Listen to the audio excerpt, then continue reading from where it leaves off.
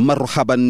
ay tegtal yu tukkee ci président Macky Sall si ndajeb conseil des ministres bu démb bi jëmale ko ci njàng mu kawe mi ak projet de loi ñeel wàllum amnistie mi ñu laam-laamee fan yi yëpp ñoo gën a fës ci xëtu yéene kaay yi Sud Quotidien nañu président Macky Sall daal na joxe ay recommandation gouvernement am jëmale ko ci wàllum njàng mu kawe mi ci ndaje bu conseil des ministres àllarbay démb gi fa la président Macky Sall addo jëmale ko ci suqalim njàng mu kawe mi waaye itam jëmale ko ci indi ay coppite ci wàllum système éducatif bi jaarale ko ci ay recommandation yu mu teg ci loxo gouvernement bi bu ñu sukkandikoo ci Sud Quotidien moom président Macky Sall ba tey daal nay sakku ñu amal ay waxtaan di maanaam ay concertation ak communauté universitaire bi ngir ñu xool ci yan xàll la ñu war a mën a tegu te mu gaaw lool ngir njàng mekk njàngale mu kawe mi mën a teguwaat ci yoon loolee waral yéeni kaay Le Soleil nañu président Macky Sall daal nay diggéeb dal ginnaaw bi mu sakku ci gouvernement bi ngir ñu amal ab waxtaan ak communauté universitaire bi jëmale ko ci ni njàng mi ak njàngale mu kawe mi mën a jaaree yoon enquête yéeni kaay nañu président Macky Sall daal nay dogu ngir lépp jaaraat yoon ci njàng mu kawe mi ci jojule jamono Libération mu ngi xamle ni ay spéculation ñu ngi wëyandi jëmale ko ci projet de loi d'amnistie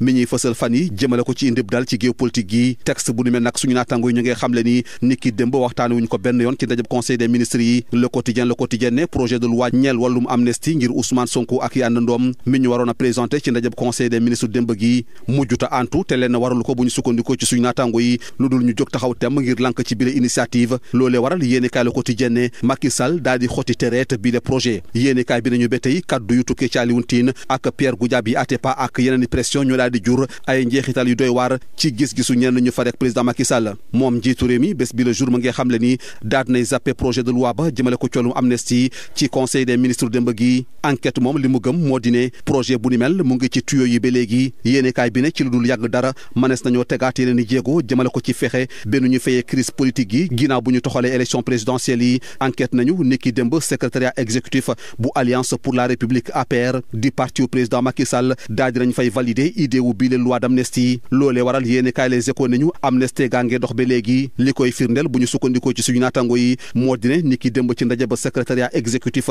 national bu APR président Macky Sall daal na fay feddeluwaat kóllëreem ci Amadou Ba ngir mu wëy di doon seen candidat ci présidentielle yi yéenekaay bi ne ci ndaje ma daal nañ fay waxtaane wàllum amnistie mi nga xamante ne kuréel gi daal na koy nangu ginnaaw bu maître Sidiki Kaba yëkkatee kaddu naam sax am na ci ñenn ci responsable yu néew ñi nga xamante ne xaw nañu téye seen bopp tribune moom mu ngi xam le ni ginnaaw force mu président Macky Sall mi nga xamante ne buggut a jóge benn yoon ci bopp réew mi peuple Sénégal mu ngi sàññi noppam ci juróomi ñaari sages yi Vox Populi ñëw ak ñun ci scénario yi nga xamante ne ñoo nar a tukkee ci déclaration conseil constitutionnel daal di jox kaddu docteur Abdoul Aziz Mbodj mi xam le ni su fekkente ne conseil constitutionnel daal na déclaré wu compétente élection présidentielle yi mënees nañ leen amal fii le ko fukki fan ak juróom ci weerum décembre waaye su fekkente ne safaan wa moo am di maanaam conseil bi wax ni moom dafa incompétent docteur Abdoul Aziz Mbodj mu ngi xam le ni bu boobaa Sénégal dafay tabbi ci ay jafe-jafe yu doy waar ya nga xamante ne mënees na ko jural ay daan yu tukkee ci bitim réew di maanaam ay sanctions internationales jaa ngeen jëf.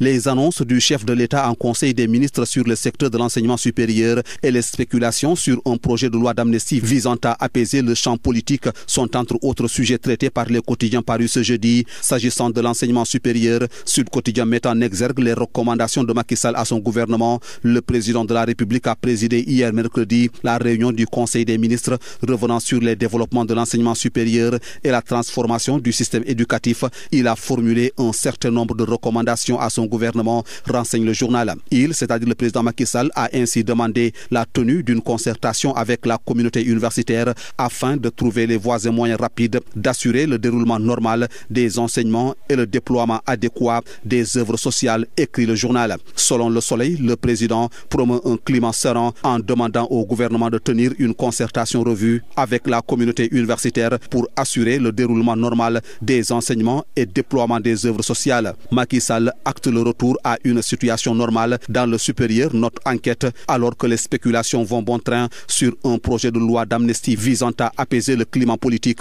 Le journal Libération constate que ce texte n'a pas été évoqué en Conseil des ministres. Le projet de loi d'amnistie pour Ousmane Sonko et compagnie devait être présenté hier mercredi en Conseil des ministres, mais face à la levée de boucliers contre cette initiative, Macky Sall déchire son projet, note le quotidien. Les sorties de Alioune Tine et Pierre Goudiaby Atepa, entre autres autres pressions ont eu une conséquence négative sur la perception de la situation par la majorité des soutiens du chef de l'État, justifie le journal. Macky Sall zappe le sujet en Conseil des ministres, selon le quotidien Bës Bi Le Jour, qui renseigne que le projet de loi d'amnistie pour Sonko et compagnie sera pour une prochaine fois. Enquête croit savoir que le projet est toujours dans les tuyaux. Un acte supplémentaire pourrait être posé incessamment pour rétablir la paix dans le pays et sortir de la crise politique née du report de l'élection présidentielle. Hier, le secrétariat exécutif de l'Alliance pour la République APR, le parti du chef de l'État, a validé l'idée d'une loi d'amnistie, rapporte le journal. L'amnistie est en marche selon les Échos, qui renseignent qu'à l'occasion de la réunion du secrétariat exécutif national de l'APR tenue hier mercredi, Macky Sall a renouvelé sa confiance à Amadou Ba pour être le candidat de la mouvance présidentielle. La nécessité d'une amnistie a été actée par l'instance suprême de l'APR après un exposé de Maître Sidiki Kaba qui a été acclamé à tout rompre par les membres du secrétariat, même s'il y a eu réticence de quelques responsables,